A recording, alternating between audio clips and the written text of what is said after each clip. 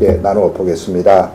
예, 황태순 정치평론가, 이번 대선 국면에 아주 맹렬한 활동을 하셨죠. 함께 분석을 해보겠습니다.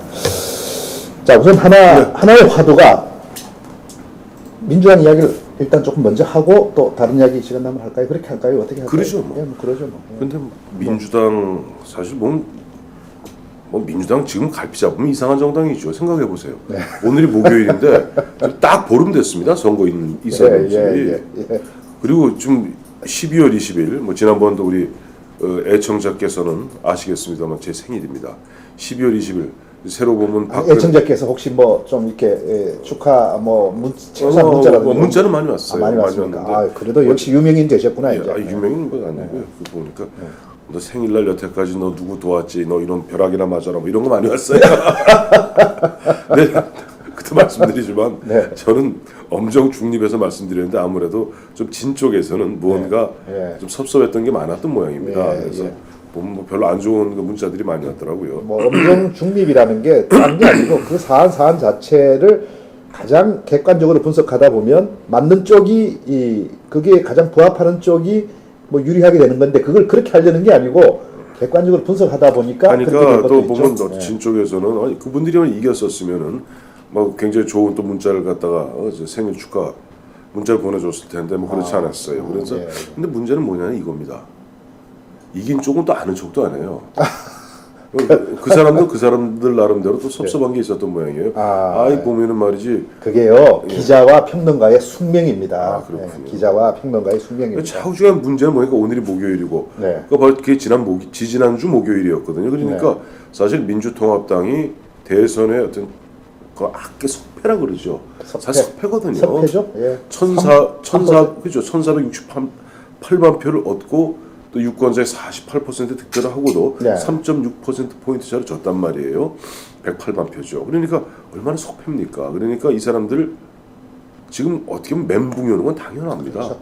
멘붕이 오는 상태에서 또 마침 보니까 뭐 그 대선 과정에서 안철수 당시 후보 쪽에서 거칠게 민주통합당을 몰아붙였죠. 정치 쇄신하라, 정치 혁신하라, 기득권 내려놓으라. 결국 몰려서 11월 18일이던가요? 이해찬 당시 대표 다 물러났죠. 최고위원들 물러났죠. 그래서 지금 사실은 민주통합당에는 대선 즈음할 때는 고위 당직자라고는 문재인 대표 권한대행과 박지원 원내대표밖에 없던 상태였습니다. 근데 박지원 원내대표조차도 물러났고 그다음에 문재인 대표 권한대행도 대선 끝나면서 자연스럽게 그 권한이 소멸됐고 없어요 지금. 이런 거 뭘 수습하려 그러면 우리가 뭐 이렇게 뭐 영화 같은 거 보면은 막 시체가 막 전쟁 영화 보면요 시체가 널브러지고 막 부상병이 있고 이 패전했을 때 보면은 중앙에 누군가 보면 하다못해 돌아오지 않는 해병에 보더라도 그 주인공 상사가 죽으면은 밑에 병장이라도 거기서 보면 선임자가 자 우리가 이래서는 안 된다.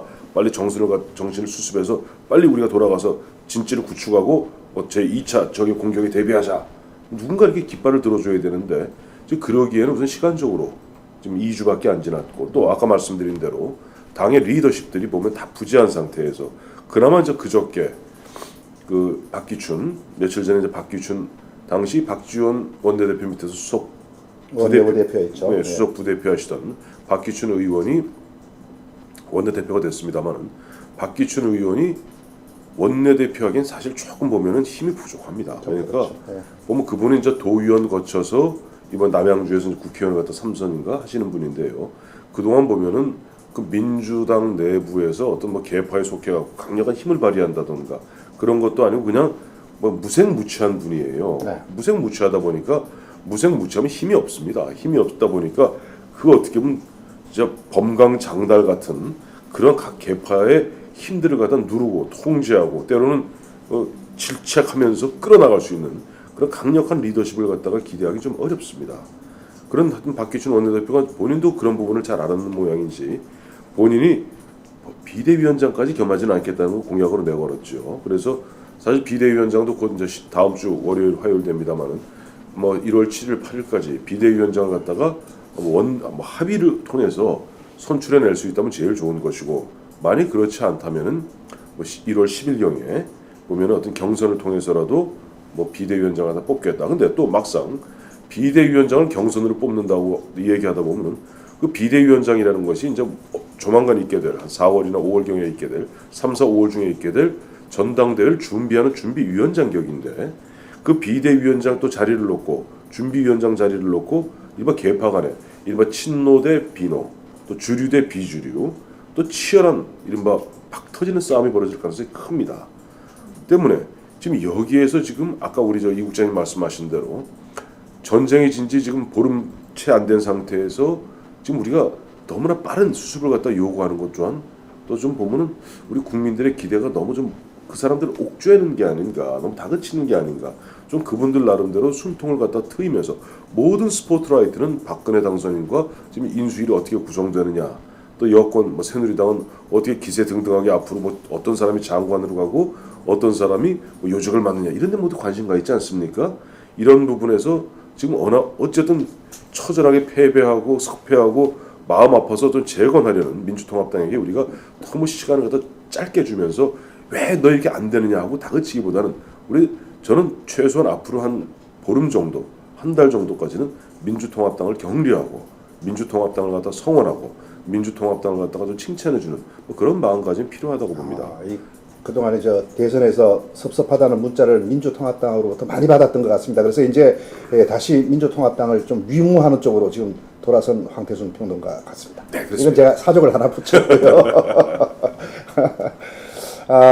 예, 맞는 말씀인데, 다만 또 1월 임시국회를 열어야 된다는 얘기도 있고, 또 우리가 꼭 뭐 민주통합당을 다그친다는 측면보다는 뭐 그 측면도 없지 않아 있지요. 있긴 있지만 이 민주통합당이 지금 아직은 이 방향을 잡지 못하는 상황이니까, 그러면 제3자의 눈으로 민주통합당의 상황을 한번 이야기를 하면 또 참고도 될 것이고, 그걸 참고해서 또 수습을 해나가고 뭐 이런 기능도 있죠. 저희들 평론하는 기능에 그런 기능도 분명하게 들어있으니까 뭐 그런 차원으로도 봐주면 될 것 같고, 민주당을 뭐 쪼은다 이런 건 아니고 이런 걸 참고해서 좀 해나가지 않을까. 뭐 그 중에서 이제 첫 번째가 과연 이 민주당이 현재로서는 표류하고 있는 것이 이 당내 최대 세력이었던 친노의 대표 주자였던 문재인 후보가 이번에 패배함으로써 이 친노 세력이 이 전면에 나설 수 없는 이 부분이 지금 리더십 표류의 가장 큰 원인인데, 그렇다면 이번 대선 패배가 친노 세력 때문인가, 친노의 책임론이 어느 정도인 것인가, 그리고 전체적으로 볼 때 어떤 것인가. 글쎄요, 저는 물론 친노 세력이 최다 세력이고 또 이번에 후보도 내고 뭐 전면에 나서려 하다가 이제 안 후보와의 단일화 때문에 이해찬 대표가 물러서고 뭐 이런 상황은 있었지만, 그래도 전반적으로는 이 친노 세력이 이 마쿠에서 여러 가지 이 많은 그 활동을 했기 때문에 1차적인 책임은 있다고는 봅니다만, 그러나 과연 민주당이 대선에 실패한 게 그 친노 세력 때문인가?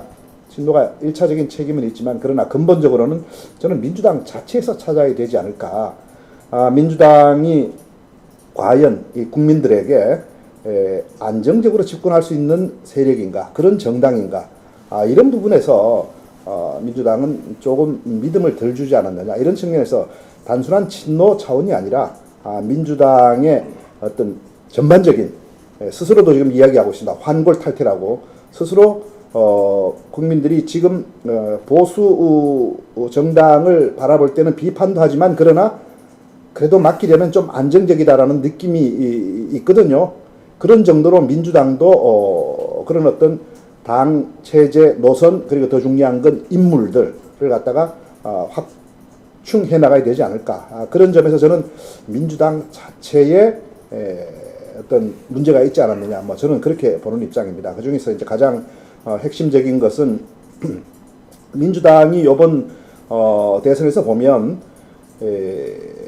이명박 정권의 실정이라는 점을 들어서 진보 세력을 모두 합치기만 하면 이건 저절로 따놓은 당사이다 이렇게 이야기를 했지만 국민들은 이 보수 정당에 대해서 조금 전에도 말씀드린 대로 비판도 하지만 그렇다고 그러면 다른 대안이 있기 때문에 그 비판을 하느냐라면 다른 대안이 민주당으로서는 충분치 않다라고 본 게 드러났고 그 민주당이 더더군다나 노선에서 조금은 불안한 듯한 더군다나 이 경제 문제, 안보 문제가 지금 제기되고 있는 이 상황에서 조금은 불안한 듯한 진보 세력을 다 합친다. 그건 또 아닌 것 같다라고 보는 거거든요. 그 점에서 민주당이 안정감을 주지 못했다는 측면들. 그래서 앞으로 민주당은 뭐 지금 당내에서도 좀 중도 보수 인물들은 그 이야기를 하기 시작합니다. 뭐 박지원 원내대표도 그런 이야기를 하고 있는데 조금 더 중도 보수로 나가야 된다. 당을 이 진보 세력을 다 아우르는 이런 쪽으로 하는 것은 일단은 좀 중단을 하고요. 중도 보수로 가고 그 노선을 그렇게 잡고 그 다음에 거기에 합당한 많은 인사들 우리 사회를 이끄는 뭐 관료도 있습니다. 관료도 있고 뭐 언론인도 있고요. 또 뭐 학자들 있습니다. 그런 학자들 중에서도 기존에 나와있던 너무 이 진보 성향 또는 시민 사회단체, 진보적 시민 사회단체 이런 분들이 당의 색깔로서 나타나는 그거보다는 좀 더 중도적이고 이 사회를 실질적으로 이끌었던 이런 분들을 좀 대거 영입하면서 아주 약간 보수의 어떤 성향과 그리고 이 사회를 이끌 수 있겠구나라는 안정감을 주는 인물들을 대거 확충을 해야 되는 것 아닌가. 뭐 저는 그렇게 생각을 합니다. 뭐 어떻게 우리 황평론가께서는 어떻게 보십니까? 저는 우선 개구리 올챙이적 생각 못한다 하는 우리나라 그 속담을 생각하게 됩니다. 네. 개구리가 올챙이적 생각 못한다. 어느 날 올챙이가 꼬리가 짧아지고 다리가 나고 펄쩍펄쩍 뛰다 보니까 자기 다리도 없이 꼬리로만 이리저리 물을 헤맸던 시절을 생각 못한다는 거예요. 네. 저는 이번에 민주당이 못해서 졌다는 부분에 별로 동의하고 싶지 않습니다. 그러니까 사실 솔직히 우리가 이제 불편한 진실입니다만은 영남 인구가 호남 인구에 비해서 월등하게 많고 어쨌든 아직까지는 우리가 보수 성향의 유권자가 압도적으로 많은 것 또한 우리 부인할 수 없는 사실입니다. 네. 이런 상황에서 민주당이 1469만 표를 얻었다는 것은 거의 기적에 가까운 일입니다. 제가 왜 그러면 개구리 올챙이적 생각 못하냐고 말씀드리냐니까 불과 우리가 2008년으로 한번 돌아가 보시죠. 5년 전입니다. 그때 4월 9일 선거던가요? 18대 총선에서 대선 패배한 직후에 당시 대통합민주신당 등 당시 민주당이 얻었던 의석이 81석입니다. 그렇죠. 81석이에요. 역대 제2당 가운데 최저 아닙니까? 최저입니다. 아마 최저일 거예요. 81석이고 그 당시 그때 철저히 망했다고 봐야 되죠. 철저히 망했죠. 철저히 망하고 당시 한나라당 그다음에 친박 무소속 등이 합쳐서 이번 개헌선 200석이 넘었습니다. 그때. 그건 뭐냐니까 그 당시 민주당을 갖다가 필두로 한 이른바 민주개혁 세력은 완전히 무너졌던 거예요. 때문에 그때 안희정 씨, 이른바 노무현 전 대통령 돌아가셨던 고 노무현 대통령의 좌희정, 우광재, 좌희정. 우리나라 항상 왼쪽이 먼저입니다. 네. 그러니까 참고로 알아두세요. 영희정 밑이 우희정이 아니에요. 영희정, 좌희정, 우희정입니다. 왼쪽도 없습니다. 왼손잡이 더 센 거예요. 상식도 이렇게 많이 전달해드립니다. 그래서 바로 그 좌희정이라는 안희정 씨가 한 얘기가 있죠. 폐족이라는 겁니다. 스스로 폐족이라고 그랬죠. 우리 친노는 폐족이다. 즉 조상이 죄를 지어서 더 이상 벼슬길에 나가지 못하는 옛날 그 정약용, 다산 정약용, 그것도 다산 정약용의 형인 정약전 이분들이 보면 죄를 입고 18년 흑산도 이쪽으로 가서 유배 생활하면서 나왔던 게 바로 폐족입니다. 조상이 죄를 지어서 더 이상 벼슬길에 나가지 못하더라도 너희 자손들은 항상 몸을 바르게 하고 학문에 열중해라. 이런 이야기를 갖다가 서한으로 자식들에게 남겼던 부분에서 나오는 것이 폐족인데요. 그 정도로 무너졌던 것이 민주당입니다. 자, 그리고 잘 생각해 보세요. 한나라당 이명박 정부 4년 동안 박근혜 대선은 정말 과거 이회창 대세론보다 더 강했습니다. 네. 그 당시 정당 지지율로 따지면 민주당은 20% 언저리에서 왔다 갔다 했고 새누리당은 35% 한나라당이죠. 네, 왔다 갔다 했고 후보로서 박근혜는 압도적으로 40, 45였고 민주당 후보는 나오는 사람 이름조차 없었습니다. 없었죠. 없었고 전부 한 자릿수였습니다. 한 자릿수였어요. 네. 우리 뭐 문재인 근데 문재인 한 얘기 자릿수라는 것은 존재 의미가 없다는 이야기죠. 그러니까 예. 그때 문재인 이야기도 나오기 전이에요. 예. 뭐 손학규, 정동영, 정세균 이런 사람들 얘기 나왔을 때 겨우야 뭐 7%, 8%이 정도였습니다. 네. 자, 그것이 2011년 불과 1년 4개월 전에 바로 민주당의 모습입니다. 그러나 올챙이도 아니고 알이었습니다. 네. 알이 개구리가 됐거든요. 그러나 그 당시 이제 안철수 현상, 안철수 바람 불고 하면서 민주당이 중심이 되어서 그 당시 친노 세력인 혁신과 통합하고 연대하고 또 시민 사회 단체 등과 제휴하는 가운데 어쨌든 이번 작년이죠. 이제 해가 지났으니까 2012년 4.11 총선에서 127석 얻었습니다. 또 이 진보 전당이라는 진보와 이 제휴를 했기 때문에 어떻게 보면 합쳐서 볼 수도 있습니다. 그러니까 그죠? 예. 그때 127석의 통합 진보당이 13석이에요. 13석. 즉 140석입니다. 거의 절반에 가까워. 거의 절반에 가까울 정도 약진했던 거예요. 다만 이번 대선의 패배는 민주당이 못해서라기보다는 어떻게 보면 이런 거죠. 저는 이런 생각을 좀 갖습니다. 우리 역사를 긴 안목으로 봤을 때 민주당도 나름대로 최선을 다한 겁니다. 그리고 아까 우리 이 국장님 말씀하신 대로 당내산 60에서 65, 한 2, 3%를 의원 비중입니다만은 의원을 기준으로 따졌을 때 한 60에서 60, 한 3, 4%가 이른바 친노입니다. 범친노라고 그러죠. 네. 범친노 중에서도 또 핵심인 코어 그룹인 과거 청와대에서 노무현 대통령을 갖다 보좌했던 비서관들, 행정관들이 주축이 되어서 이번에 문재인 후보를 갖다가 밀어가는 엔진 역할을 했죠. 네. 그러다 보니까 뭐 그 사람들 물리쳐라, 뭐 청와대 사람들 뭐 삼처를 물리쳐라, 뭐 누구 뭐 청와대 뭐 구인방을 물리쳐라 이런 얘기들 나오지 않았습니까? 네. 근데 막상 저희 선거를 해보면요, 선거할 때요 실제 일하는 사람은 9명 안쪽입니다. 그건 저도 대선도 치러보고 다 해봤습니다만은 그 수십 명이 할 것 같죠. 실제 보면 후보자를 중심으로 해갖고 전략을 짜고 그걸 밀어가는 사람은 딱 1개 분대 9명. 그 안쪽 사람들이 하는 겁니다. 그 9명 여기서 또 상식으로 한번 나갔다 들어갈까요? 상식 우리 상식도 하나 전달해드리겠습니다. 행정학에서 span of control이라는 게 있습니다. span of 행정학이나 이 경영학에서 쓰는 건데 SPAN 범위라는 뜻이죠. span of control 즉 통제 가능 범위가 9명입니다. 그래서 항상 미국식 군 편제에서는 1개 분대 9명. 즉 분대장 하나가 8명을 통제하거나 분대장 하나가 9명을 통제하는 그 이상이 되면 통제를 못 한답니다. 실제 보면 그래서 다시 돌아와서 선거를 치러보면 그 한 7, 8명이 하는 거예요. 그러니까 그거 갖고 왈가왈부 즉 실무진 몇 명 갖고 왈가왈부 한다는 것도 어떻게 보면 당시에 어떻게 보면 그 선거에서 주역에서 조금 소외됐던 이른바 비주류 비노들이 보면은 어떻게 보면 문재인 후보를 좀 헐뜯고 어떻게 보면 좀 뭐랄까 자기들의 불만을 토로하기 위해서 그 사람들을 희생양으로 잡고 지렛대로 잡은 것이지 그렇다면 그분들도 양심의 손을 얹고 생각을 해봐야 돼요. 대선 기간 중에 자기들이 정말 열심히 뛰었던가 뒷짐지고 수수방관하지는 않았던가 이런저런 볼멘 목소리만 내고 이런저런 불평 불만만 하고 잘 되나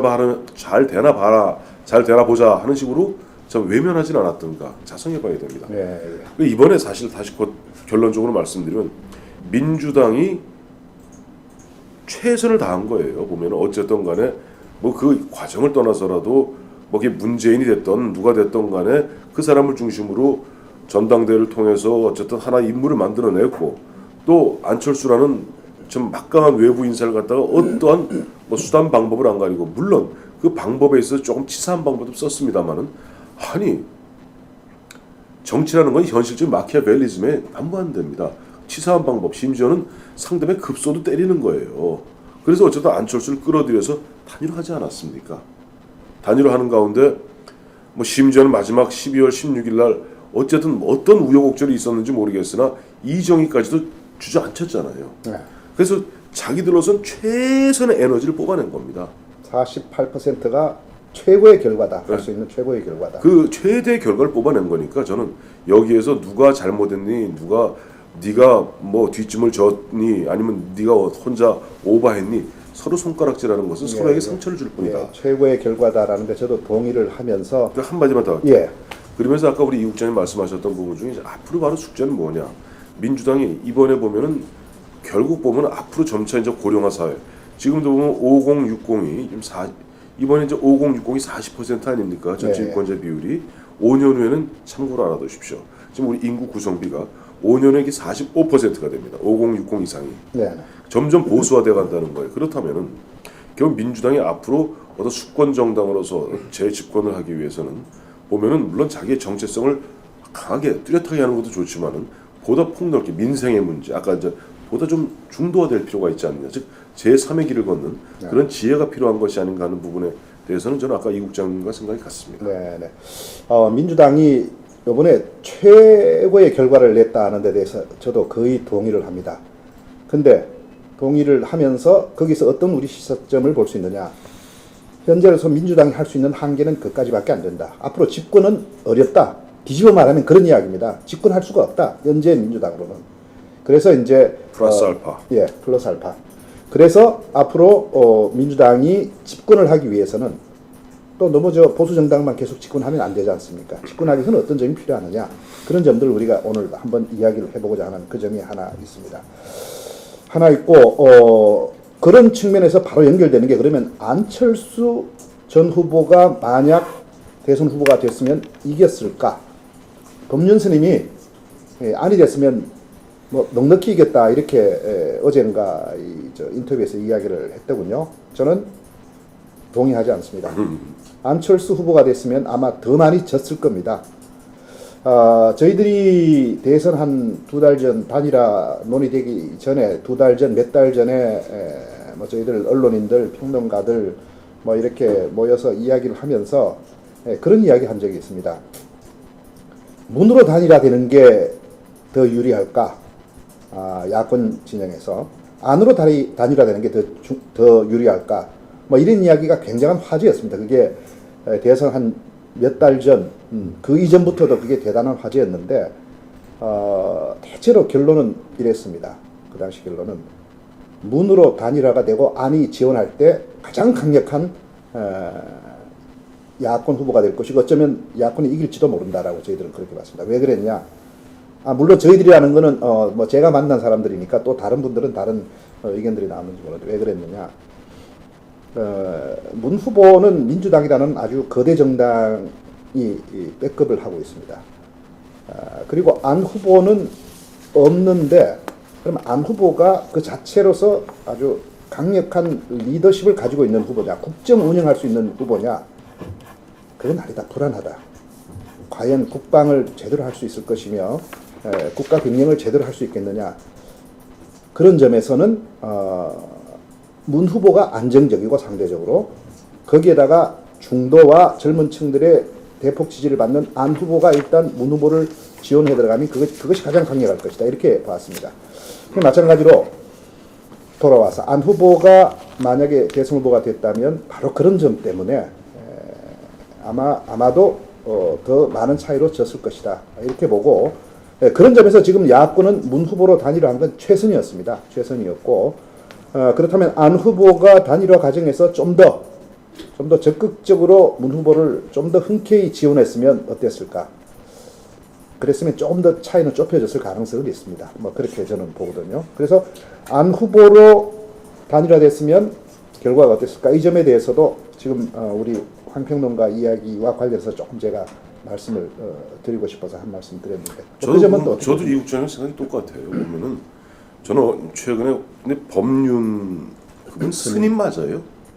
아마 공식적인 스님은 아닌 걸로 그렇죠. 도교정이나 이런 데서는 제가 알기에는 스님이 아니다. 그분이 이른바 우리나라 뭐 조계종이다 무슨 천태종이다 태고종이다 하는 그런 이른바 제대로 된 그 어떤 종단에 승적이 있는 분이 아닙니다. 네, 그러니까 우리나라 공식 그 불교 종단에 승적이 있는 분이 아니고 아닙니다. 스스로 스님이죠. 그 자칭 스님입니다. 그 정확히 알아두셔야 되고. 네. 그래서 저는 이제 법륜 거사란 표현을 쓰겠습니다. 네, 뭐 거사. 예. 그러니까 흔히 보면은 이제 머리 기르고 말이죠. 그 보면 하는 분들이 거사라고 얘기하거든요. 거사 내지 처사라고 얘기합니다. 네. 그러니까 법륜 거사 내지 법륜 처사가 그 얘기를 했죠. 최근에 저는 굉장히 분노했습니다. 아, 네, 네. 아 저는 아까 우리 이 국장님 같이 이렇게 냉정하게 이 논리적으로 보기보다는 감성적으로 받아들인 거예요. 화가 나더라고요. 아, 일단은 뭐 감성적으로 당연히 먼저 그렇게 반응하게 되죠. 누군지가. 아니 속으로 솔직한 표현을 그대로 빌자면 아니 이자가 예. 이자 이 자자 이자가, 이 예. 제가 한번 한자로 써보여드릴게요. 이 자자를 이게 참 이게 이 한자로 이제 까만 거죠. 자자가 우리가 조금 원색적으로 표현하면 놈자자라고 우리가 말을 하죠. 그 말씀 하고 싶은 건 아니었겠지만 아니 이자자입니다. 이게 놈자자인데요. 이자가 아니 작년 초 재작년 초 이른바 안철수 현장 안철수 바람이 불 때 어떻게 보면 거기에 편승해서 이 안철수 멘토다 뭐다 얼마나 바람을 잡았습니까? 네, 네. 막상 안철수가 지난해 9월 19일이죠. 후보로 이제 공식 선언하고 뛰었을 때 저는 법륜 처사나 박경철 씨 흔적을 본 적이 없어요. 기억나시죠? 박경철 씨라고. 네. 그 뭐 시골 의사라고. 시골 의사. 네, 네. 그리고 안철수가 드디어 10월 말부터 11월 초순 보면은 그 결정 자기도 어려운 결정을 하게 됩니다. 자기가 독자적 행보를 할 것인가 또 아니면은 후보 단일화에 틀어 들어갈 것인가 굉장히 고민할 때 저는 모르겠습니다. 뭐 저 법륜 처사와 안철수 당시 후보하고 법륜 처사가 전화를 주고 받았는지 모르겠으나 최소한 저희들이 어떤 지면상이나 화면상에서 봤던 부분에서 어떤 흔적도 발견할 수 없어요. 그리고 마지막에 보면 11월 23일 날 안철수 교수가 눈이 퉁퉁 부어서 울먹울먹하면서 이른바 후보직 사퇴하고 또 13일간의 어떤 고뇌의 시간을 보내게 됩니다. 그때도 어느 흔적도 발견할 수 없었어요. 다 지나놓고 나서 이제 와서 사후 약방문격으로 그때 안철수로 후보 단일화되었으면은 저도 감정적인 말 한마디만 하겠습니다. 다 끝났는데 이제 와서 하나마나한 이야기를 하고 있다. 이제 와서 3일 굴문이 배고프더라. 그 얘기 나도 할 수 있어요. 근데 보니까 정말 그때 자자가 한 10번은 더 나오더라고요. 예. 진짜 자자가 10번은 더 나오고 이자가 예. 정말 화가 나는데 그래서 우리 아까 이제 이 국장님 말씀하셨던 그 이제 요즘 그 갑자기 제가 흥분을 해갖고 저 흥분자에서 큰일이에요. 안철수로 단일화됐으면 과연 아니 안 돼요. 안 되죠. 그러니까 제가 말씀드렸잖아. 이런 거예요. 그건 만약 어떤 이야기가 똑같냐니까 딱 비율 하나 들어드릴게요. 우리가 보면 이 역사 얘기를 가지고 이거 폴리토크의 장점이 이런 거 아닙니까? 보면 우리 역사 공부도 좀 이렇게 하면서 뭐 우리 자유롭게 41년 12월 7일 날 일본 시간으로는 12월 8일 날 일본이 진주만을 갖다 공격합니다. 얼마 전에 영화 나왔던 펄 하버라든가 예전에 30년 전에 나왔던 도라라는 영화가 다 이른바 진주만 공격을 갖다가 그걸 갖다 거의 실록에 가깝게 영화한 대목인데 거기 보면 이런 대목이 나와요. 일본군이 1차 공습을 합니다. 2차 공습을 합니다. 돌아왔는데 막상 돌아와 보니까 뭐가 없냐니까 미국의 항공모함을 격파를 못한 거예요.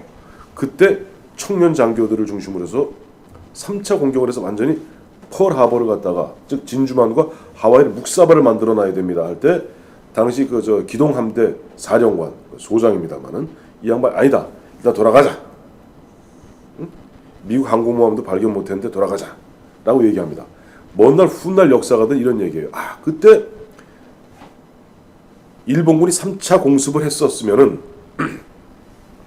하와이에 있는 하와이 펄하버 진주만에 있는 군함이 아니라 연료창을 때렸으면 그 기름 탱크 있잖아요. 기름 탱크 있었으면은 그거는 일본이 이길 수 있었다. 지금 똑같은 법륜이하고 똑같은 얘기를 하는 거예요. 웃기는 얘기예요. 그런 얘기는 그러니까 그거는 일시 예를 들어서 미국이 결국 중요한 것은 미국이 참전했다는 것이고 미 본토에 있던 미국의 모든 산업이 군수 산업으로 급속히 하루아침에 돌아서면서 총 결집함으로써 게임이 안 되는 게임이에요. 원래는 미국하고 안 되죠. 안 되는 게임이죠. 그래서 그 유명한 얘기 있잖아요. 잠자는 그 거인을 건드렸다. 그 이제 보면 일본의 패인을 똑같은 이야기로 전 잠깐만 한마디 하면 네. 단순한 한두 가지로 할 수가 없는 게 일본 전체적으로 되지 않는 게임을 한 그렇죠. 것이다. 이렇게 봐야 되는 것이지. 일본의 그 인구미 모든 경제력을 합쳐놓은 것하고 미국의 인구미 경제력 총 합쳐놓으면 거의 1대 한 3 정도, 미국이 3 정도, 일본이 1, 원래 게임이 안 3대 넘었을걸요. 3도 넘었어요. 3대 넘었을 겁니다. 그 게임이 안 되는 게임이에요. 그러니까 일본은 근데 총체적인 힘에서 부족한 것인데 그런 거예요. 그런 건데 그때 하와이를 만약에 그 당시 연합 연합함대 사령관은 그 다른 사람이죠. 그 당시 기동함대 그 사령관이 결심을 해서 3차 공습이 나왔다면 이길 수 그건 법륜이하고 똑같은 얘기입니다. 법륜이 이자하고 똑같은 얘기하는 건데요. 제가 아까 말씀드렸잖아요. 보수 진영과 이런 보수 진영 및 이 진영의 힘을 총결집하면은요, 미안하게도 지금 민주개혁 진영보다 한 55대 40으로 앞서요. 총결집을 하면. 그 다만 이번에 승인은 박근혜는 어쨌든 보수 진영의 힘을 총결집했고, 총결집을 해냈죠. 민주당도 문재인도 민주정을 총결집을 한 거예요. 나름대로 총결집을 다 했습니다. 그러니까 생각해 보세요. 박근혜는 보면은 이회창이 누굽니까? 또 이인재 다 끌어들였잖아요. 그렇죠. 네. 거기다 또 적진이라 이른바 옛날 보수 정당의 좌파라 할 수 있는 한강업까지 다 끌어들였잖아요. 완벽하게 더 이상 물샐 틈 없이 완벽하게 끌어들이니까 55를 완성한 거고, 또 민주당도 마지막에 이재호 의원까지 끌어들였죠. 그러니까 완벽하게 55를 완성한 이재호 거고, 의원도 항복하고 들어온 것이죠. 들어온 거예요. 그러니까 55를 완성한 거고, 민주당 문재인도 마지막 이정희까지 굴복시킴으로써 45를 완성한 거예요. 그러니까 이긴 거예요. 그런 것이 뭐 무슨 안철수 웃기는 소리고요. 한마디로 이 법률 이자 이야기는 안철수가 있으면 법률 이자 말이다. 예, 이자. 이 한번 동의해 주세요. 너도 법률 이자. 예. 그자라고 얘기 한번 해주세요. 좀. 그자. 예. 그자. 그자의 얘기는 제가 아까 얘기했지 않습니까? 놈자자입니다. 하나만한 얘기하고 하나만한 얘기를 하고 있다. 그리고 무슨 염치로 지금 나와서 말이죠. 예. 무슨 염치로 나와서 지금 그런 얘기를 하고 있습니까? 지난 대선 때 안철수가 어렵고 힘들 때 옆에서 도와주거나 거기서 역할을 하거나, 그래서 자기들은 총결집하고 상대방 결집 못하게 하는 것이 전쟁의 기본 원리입니다. 예. 그리고 이제 와서 자기가 무슨 사회 멘토인 듯이 마이크 잡고 뭐 아프니까 청춘이다는 식으로 그런 말 같자는 얘기 좀 제발 하지 마세요. 네. 좀 그리고 제발 좀 사라져 주세요. 좀 네. 짜증나 죽겠어요. 네. 그리고 박지원 이자도 마찬가지입니다. 명색이 원내 대표까지 했다는 자가 뭐 어쩌고 저쩌요? 이번에 박지원이 한 얘기, 자기는 보니까 뭐 제보가 들어와서 보니까 뭐 증거도 없고 그래서 말렸다. 국정원 뒤에 와서 하나만 국정원 국정원 직원에. 예. 근데 오늘 아침 보니까 신문 나오니까 그 국정원 여중에 댓글은 안 달았는데 댓글에 찬성 반대는 갖다가 한 200여 건 했다는군요. 아침 신문에 나왔어요. 예. 어제 보니까 수서경찰서에서 수사관이 발표한 거니까 그 여직원이 댓글은 안 달았는데 남들이 달아놓은 댓글에 자기 한 40개의 아이디 갖고 그 지난해 8월부터 12월 10일까지 200여 건의 찬반하는 거 있어요. 네, 찬반. 찬반. 그건 찬반 클릭을 했다는 거예요. 그래서 곧 아마 수서경찰서에서 그 직원을 갖다가 피의자 신분으로 소환할 예정이라고 그럽니다. 네. 그런데 박지원 그자라 그래야 돼. 박지원 그자. 네. 아우 정말 간질간질해 죽겠네. 사실 더 하고 싶은데. 원래 조금 간절한 분이에요. 아니 내가 지금 그 놈자자의 놈자자자 이놈 저놈 할 때 놈자자 박지원 그자 말입니다. 예. 그자가 자기 혼자 살겠다고 지금 당이 이렇게 보면은 힘들 때 어려울 때는 당의 원내대표까지 지나고 사실상 지난 총선 대선 특히 대선에 있어서 이해찬과 함께 쌍두마차로서 1등 항해사를 했던 사람이라면 자숙해야 됩니다. 그러네요. 박지원 원내대표 정도 되면 정말 좀 무게감 있게 이 사안을 대하고 앞으로 민주당이 새로운 활로를 찾아가는데 정말 내가 오늘 말 남기면 묵직하게 해나가야 돼. 내가 말 남기면 할게요. 하나갑 씨 있죠. 요번에 박근혜 지지 선언한 한호갑. 하나갑 씨가 이번에 하도 열받으니까 얘기했잖아요. 박지원의 정체를 얘기하지 않았습니까? 전두환 대통령 시절에 50 시절에 그 당시 전두환 대통령 친동생 전경환 씨 새마을중앙운동협의회 사무총장 하던 전경환 총장이 미국에 올 때마다 미국에서 가발 장사하면서 그 뒷수발이 하던 자가 바로 박지원입니다. 예? 한화갑 씨가 제 얘기 아니에요. 한화갑 씨가 하는 얘기야. 하도 기가 막히니까. 50 시절에 그 이른바 당시 김대중 대통령이 82년부터 그 당시 뉴욕인가 와서 망명생활하고 있었어요. 3년간. 그때 얼굴도 한 번 안 비치던 자입니다. 그때 그 양반한테 돌아가신 김대중 대통령 망명생활할 때 그 뒷바라지 하는 분 따로 있어요. 그 당시 인권문제연구소라고. 그리고 그때 박지원 씨는 미안한 얘기지만은 전두환 대통령 동생인 전경환 새마을운동 중앙협의회 사무총장 그 뒤 따라다니는 똘만이었습니다. 그 얘기가 하나값이 한 거예요. 그러니까 그런데 이번에 자기 혼자 살겠다고 그래? 나는 말렸는데 걔들이 했다고? 제발 그러지 마십시다. 명색이 대통령 비서실장을 지나고 장관까지 지낸 그런 분이 그런 얘기하는 거 아니에요. 그리고 이제 나 혼자 살겠다고 모든 책임은 쟤들한테 있다? 어디 아유 진짜 제발 좀 그만하세요. 아마 1인자를 모시는 능력은 탁월한데 그걸 아첨이라 그럽니다. 흔히. 본인이 스스로 이 정말 중요한 이 조직을 끌어가는 리더십은 이제 한번 봐야 되겠네요. 그렇게 좀 표현을. 난 보면 너무 흥분해서 물 한 잔 드시죠. 저도 한 잔.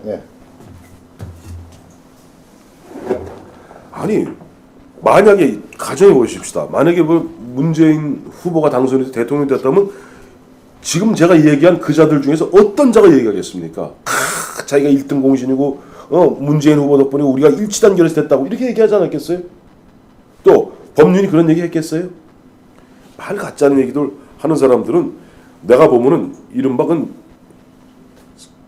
혹세무민한다고 그래요. 이 사람들을 갖다가 현혹해서 우매하게 만드는 혹세무민하는 자들은 여기 정치판이 됐다 어떻게 쫓아내야 됩니다.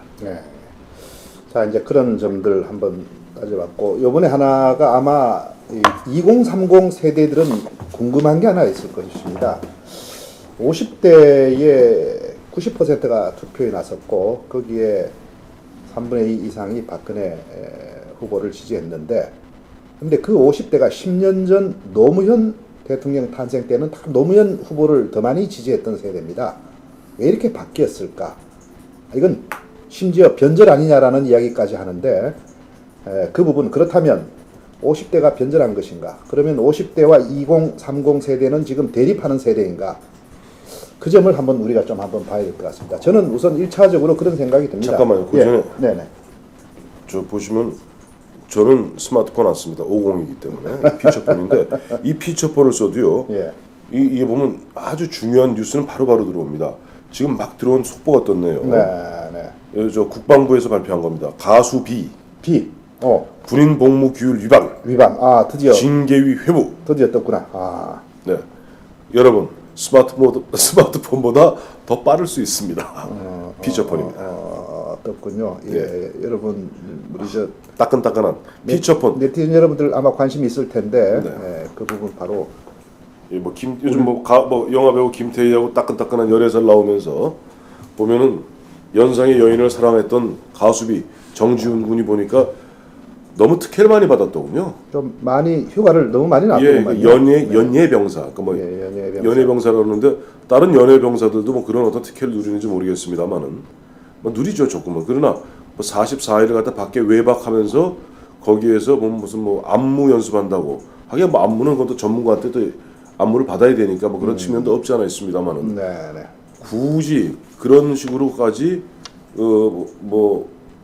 어떻게 보면 여태까지 상병될 때까지 일반 휴가는 한 번도 안 쓰고 다 특별 휴가만 썼다고 그러네요. 근데 보면 우리 지금 사회의 흐름, 그러니까 특권과 반칙이 허용 안 되는, 특권과 반칙을 혐오하는 그런 시대적 흐름과는 좀 동떨어진 그런 행동이었던 것 같아요.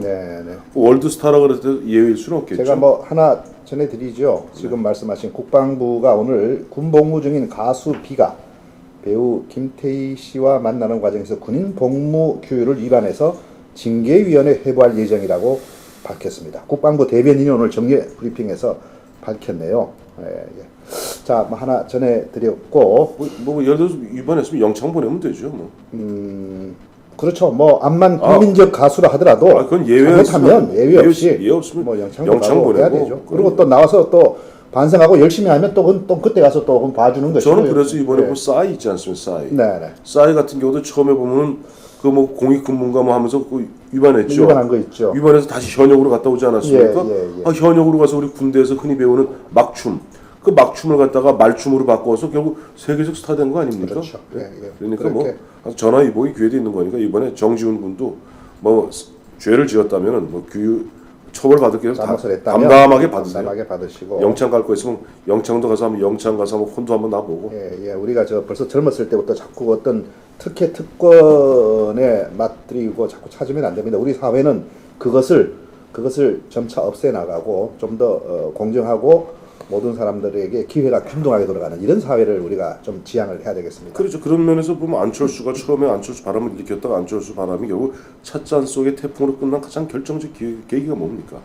지난 7월 달부터 나왔던 바로 안철수가 말로는 보면 보편적인 평등을 이야기하고 이른바 특권과 반칙이 사라지는 사회를 얘기했습니다만 본인이 살아왔던 길들이 특혜와 어떻게 반칙으로 얼룩졌던 거거든요. 사실 그거를 안철수 지지 흐름에 묻혀가지고 검증을 안 했지만 본인이 말했던 것과 본인의 행적을 보면 사실 이 지적받을 것들이 여러 가지가 있긴 있었습니다. 그건 사실이거든요. 그렇죠. 다운 계약서, 또 계약서, 고등학교 때부터 할아버지한테 보면 뭐 나중에 뭐냐 10수억짜리 그 무슨 뭐 땅 증여받은 문제, 그 뭐 모든 것이 진짜 본인이 카이스트 갔고 서울대 갈 때 보면 이런 커플로 다니면서 특혜받은 문제, 이런 부분들은 저는 그랬기 때문에 아까 우리 이 국장님 말씀대로 만약에 안철수 후보가 나왔더라면 새누리당에서 더 쉬웠을 겁니다. 검증에 이른바 제가 알기로 새누리당도 그렇게 분석했던 것 같습니다. 검증에 틀에 올려놓으면 안철수 후보는 이겨낼 방법이 없어요. 그리고 아까 말씀드린 바치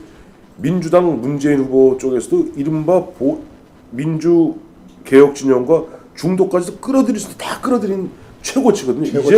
이제 민주당이 앞으로 5년 후에 수권 정당으로서 거듭날 수 있는 길은 이른바 제3의 길.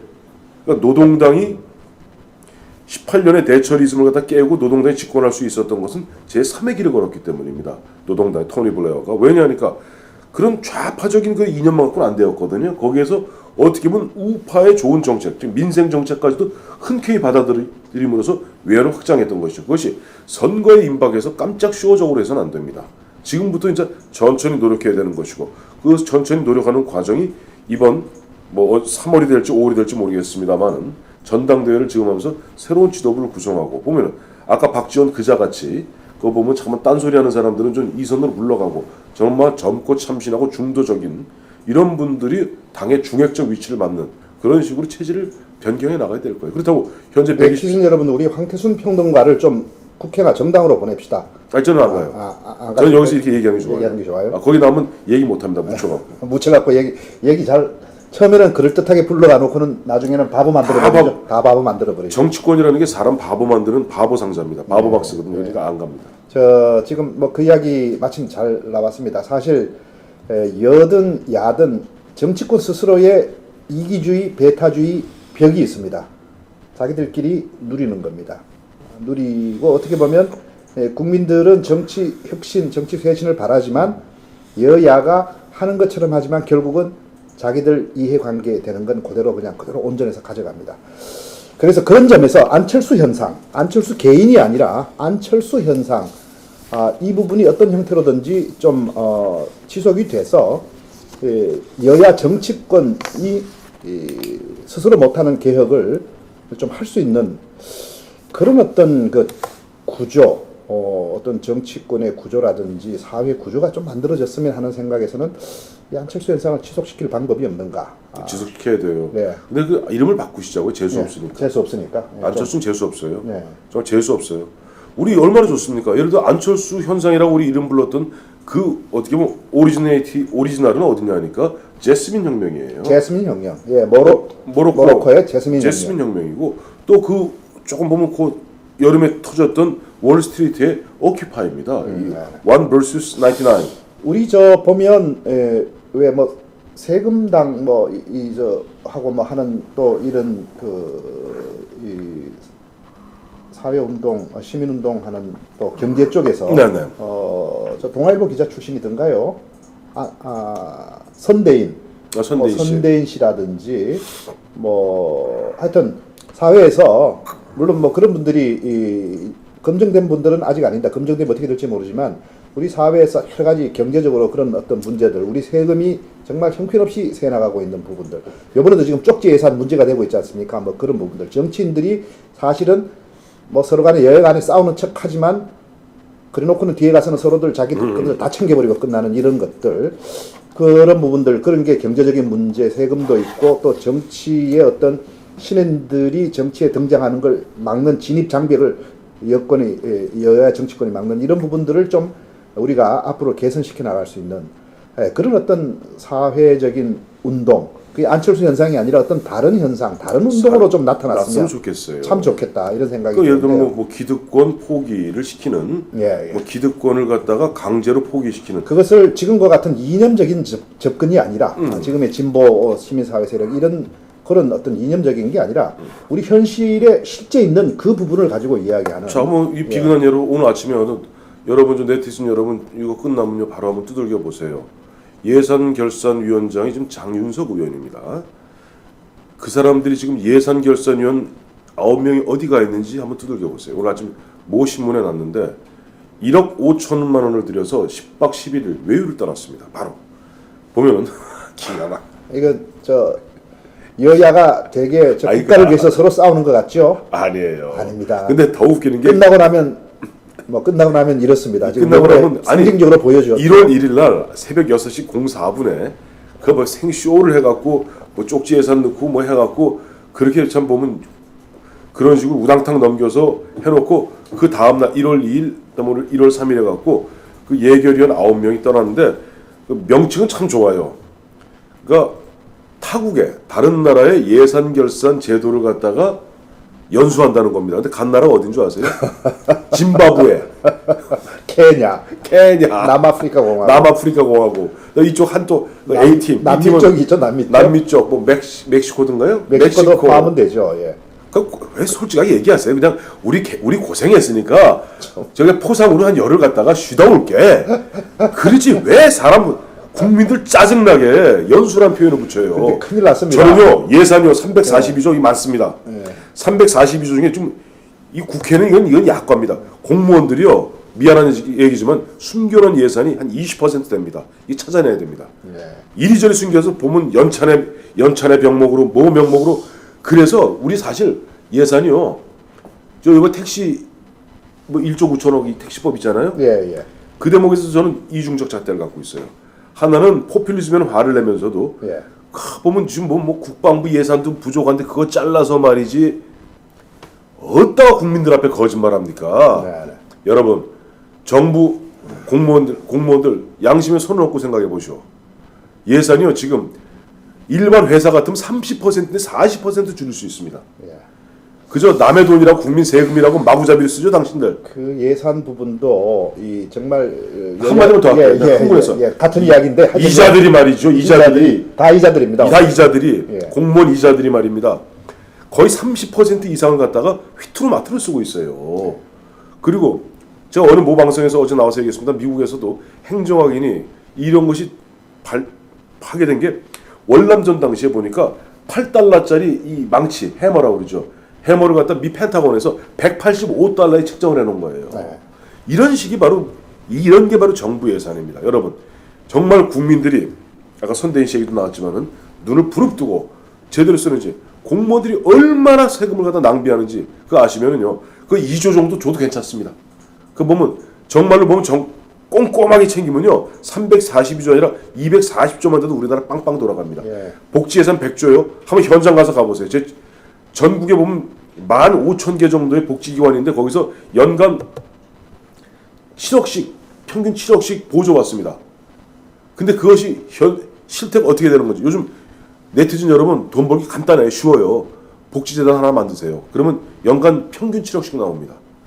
그런 식으로 함부로 돈을 쓰면서 100조라는 그 예산 중에서 복지 예산 중에서 제가 보기에는 거의 한 2-30조는 그냥 하늘로 날아가는 돈입니다. 그게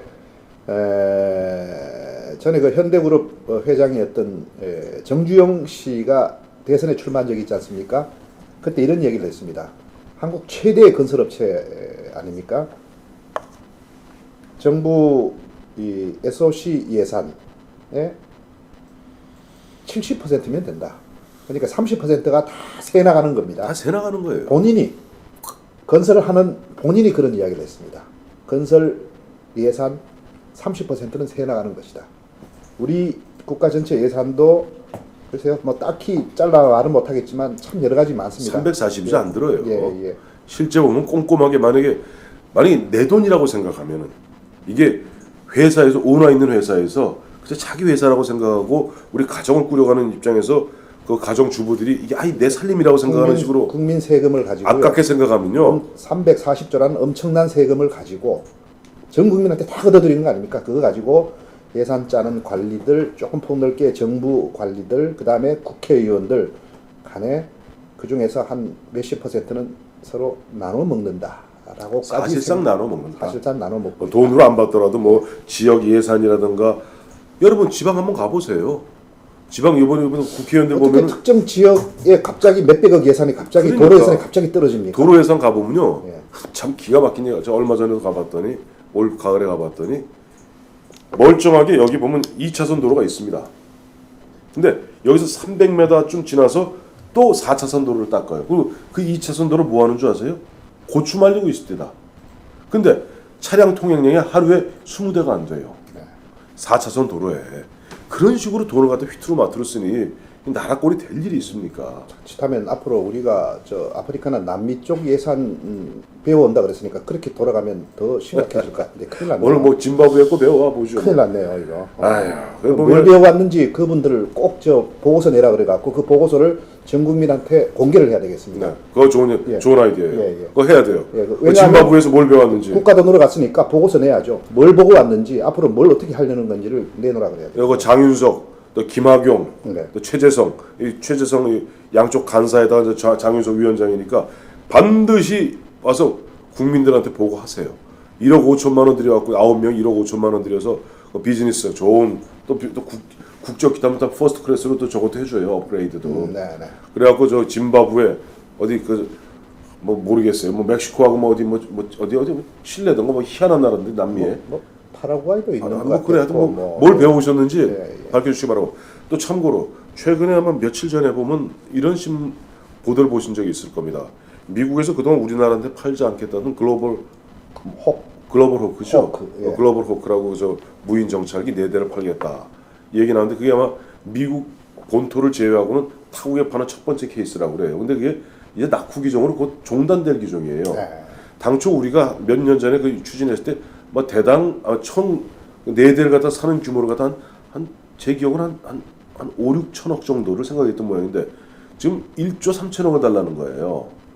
그러니까 그런 식으로 보면요. 특히 국방 예산 중에서 정말 앓는 소리 하는데 국방 관계자들, 군수산업자들, 중간에 무게중개상들 있죠? 네. 무게중개상들 그 중간 그 유통 과정에서 거기 들어가는 돈이 어마어마합니다. 왜 보면 미국 본토에 똑같은 F-15인데 미국에서 미 공군이 사는 거는 예를 들면 1,000억이면 되는데 우리는 왜 2,000억에 사야 되죠? 무기 중개상들을 대부분 거부입니다. 그 커미션이 얼마나 많았으면 다 거부가 돼 있을까요? 옛날 그 카시옥이라는 사람 있잖아요. 카시옥이도 그저 무기 중개상이에요. 그러니까 그런 무기 중개상들 끼워갖고 아니 왜 땅값이 없어요? 시장 원리도 적용되지 않거든요. 서로 상호간에 그냥 합의해서 금액 책정해 버리면 되는 정말 거니까. 수익 계약이기 때문에 예. 왜 보면은 미국에서 미 공군한테 파는 최신의 기종은 1,000억이면 되는데 그거 쓰다 남면 우린 중고 사는 거거든요, 사실은. 예. 한 5년 내지 6년 된 중고 우리 사면 왜 우리는 따따블 가격인 왜 2,000억에 사야 되죠? 그런 것만 줄여도요. 우리 342조 안 들어요. 그리고 그 보면 우리 저 보면 솔직히 말해서 법인 택시, 개인 택시 모시는 분들 법인 택시 하루 12시간 뛰어서 받는 평균 소득이 154만 원입니다. 네. 그다음에 개인 택시는요. 더 작아요. 130만 원이에요. 그 사람들 보면 이제 나이들 든 분이 대부분입니다. 이분들 그렇게 고생해갖고 그렇게 버는데 물론 국고에서 보조해 준다 그래서 그게 다 보면은 실제 운전자들한테 가는 건 아닙니다. 뭐 또 그것도 보면 사장들이 중간에서 많이 보면 뭐 챙기겠죠. 그러나 그럼에도 불구하고 좀 더 처우가 나아질 거 아니에요. 네. 그렇게 보면 우리가 정말로 보면 정부 예산 절약하고 아껴 쓸 때 많습니다. 효율적으로 쓸 때 많습니다. 그래서 제가 두 가지 예를 들어드린 거예요. 하나는 무기, 하나는 아까 말씀드렸던 국회 심의했던 예결위원들 보면 끝나자마자 무섭게 뭐가 급한지 10박 11일씩 1억 5천씩 돈 들여서 해외 외유 떠나는 거. 우리 아까 이 국장님 말씀하신 대로 돌아오면 반드시 보고서 내세요. 국민들한테. 예, 이 국가 예산, 지방자치단체도 마찬가지입니다. 모든 공공 예산을 좀 우리가 제대로 감독, 평가할 수 있는 그런 체계가 좀 갖춰졌으면 합니다. 지금 뭐 한다고는 하지만 그렇게 잘 안 돼 있고요.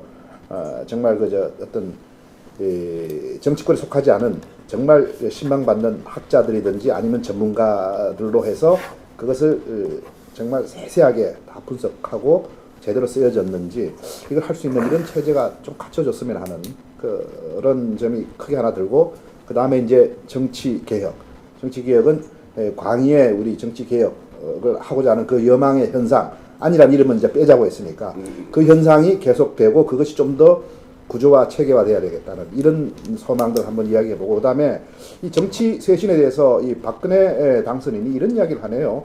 정치 쇄신 부분은 이제 국회에서 당에서 해야 되는 문제다라고 하는데, 뭐 그거는 원칙적으로 맞는 이야기지만 그러나 그렇다면 여야 정치인들이 스스로 할 것인가?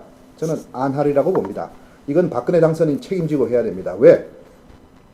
자기가 약속을 했습니다. 새누리당의 대표로서, 그다음 새누리당의 대선 후보로서 약속을 했고, 그 박근혜 대표 당선인의 후보 시절의 약속을 새누리당이 다 따라갔던 것입니다. 그러면 결정했던 사람이 책임지고 해야 됩니다. 당에서 하든 안 하든 혹시 이런 뉘앙스까지 풍겨져 있다면 절대 그건 안 됩니다. 그거는 벌써 기미가 보이잖아요. 반드시 하도록 해야 될 것이고, 그거 안 하면 중대한 공약 위반입니다. 아니 벌써 보면 이번에 저 국회 연말에 통과되면서 법 통과되니까 내려놓겠다고 그랬던 거 있죠. 대표적인 게 의원 연금 없애겠다는 거. 네, 그거 다시 살아났어요. 그러니까요. 월 120만 원. 물론 뭐 보면은 뭐 개개인 어떤 의원들한테 꼭 필요한 어떻게 보면 것이기도 하지만 기득권 내려놓겠다, 정치 쇄신하겠다는 차원에서 하겠다는 건 다 지금 공연불입니다. 네. 전 그래서 이른바 안철수 현상보다 안철수 바람보다 마침 지난해가 1592년 임진왜란이 일어난 지 40주년인가요? 그래서 임진년이었어요. 임진년. 임진왜란 일어난 지 60 곱하면 되겠네요. 60으로 거슬러 올라가면 되겠네요. 그러니까 이제 그러니까 대략 한 300몇 년 됐나요? 모르겠네요. 근데 임진년이니까 임진 뭐 개혁이라고 하시죠, 뭐. 임진 개혁의 바람은 살려야 됩니다. 그래서 여전히 아까 말씀드린 임진 개혁, 임진 개혁, 임진년에 이렇게 불었던 개혁의 바람. 이건 계속 살아 있습니다. 어떻게든 이건 살려나가야 되고, 국민들이 정말 눈을 똑바로 뜨고 정치권 바라보고 박 당선인 하는 일 눈 부릅뜨고 바라보시기 바랍니다. 그래서 이거 해야 정말로 됩니다. 보면은 우선 박근혜 당선인 후보 때 얘기했잖아요. 검찰 개혁하겠다 그랬죠. 해야 됩니다. 검찰 개혁해야 됩니다. 또 보면은 요번에야말로 약속했던 것들 정말 하는지 국민들 2030 세대 여러분들 이걸 해주셔야 됩니다. 그렇지, 이걸 봐주셔야 이걸 돼요. 해주셔야 됩니다. 그다음에 두 번째 뭐 대표적 공약 뭡니까? 대통령의 기득권 특권 내려놓겠다고 그랬죠. 제왕적 대통령 포기하겠다고 그랬죠. 국무총리 임명 제청권, 그다음에 국무위원 권한 등 권한 분산하겠다고 그랬죠. 그 약속 지키세요. 그걸 보셔야 돼요. 그다음에 당에서 여야 정당 막론하고 보면 기초의원, 기초단체장 뭐 정당 공천 배제하고, 그다음에 뭡니까 그 비례대표제 줄이고 의원 정수 줄이고 다 지켜야 돼요. 다 지켜야 됩니다. 그 앞으로 하는지 부럽뜨고 만약에 안 하거든요. 2014년 내년 6월달 지방선거거든요. 그때 중간 심판해 버리세요. 50 세대가 왜 이렇게 투표했느냐? 일단은 나라는 돌아가야 되니까. 그래도 나라 돌아가는 게 상대적으로는 조금 보수 정당이 낫겠다라는 것이었지, 이런 개혁을 반대한 게 절대 아니고 똑같습니다. 이 개혁은 해내야 되겠다는 거는 세대를 불문하고 똑같은 거니까 2030 세대 여러분들 하시고 40, 50, 60 다 뒷받침해서 할 거니까, 자, 이 임진개혁 오늘 하나 만들었어요. 임진개혁. 앞으로 많이 좀 여기저기 띄워주세요. 임진개혁. 국가 예산, 공공 예산 부분이 좀 허투루 새 나가는 거, 이걸 반드시 잡아내는 이런 부분들 우리 다 함께 새해에는 좀 해보시고, 새해의 과제가 아니라 앞으로 뭐 5년, 10년, 20년의 과제로 다 같이 했으면 하는 소망 그리고 다짐을 저희 오늘 2013년 계사년 첫 폴리토크에서 말씀을 드려봅니다. 새해 건강하시고 보람된 일들 많이 만들어 나가시기 바랍니다. 잠깐만, 자, 우리 하나 더요. 그래서 임진년 1592년이니까 420년 전이네요. 420년 전. 그 계산했습니다. 계산하셨군요. 420년 전에 임진 외란이 동북아 질서를 갖다 바꾸어 놓았습니다. 중국이 무너지고 일본도 보면 바뀌고 다 바뀌었거든요. 우리나라만 바뀌지 못했기 때문에 결국은 제일 열악한 나라로 떨어지고 말죠. 그런 어떤 변화의 순간에 능동적으로 대처하는 그런 자세 중요합니다. 그러니까 지난해 불었던 임진바람, 또 임진개혁의 바람, 올해부터 본격적으로 살려나가기가 저희들 경험으로는 그 어느 대선 때보다도 많은 공약이 나왔고 실질적인 공약이 나왔고 정말 실천하겠다는 다짐이 딴 때보다는 강했습니다. 그래서 요거 우리 국민들이 좀 더 관심을 갖고 신경을 쓰면 이 중에 상당 부분이 실현되리라 봅니다. 그러나 방관하면 안 되거든요. 관심을 갖고 좀 갔으면 하는 그런 생각을 그렇죠. 듭니다. 네네. 자, 새해 건강하시기 바랍니다. 감사합니다. 자, 감사합니다.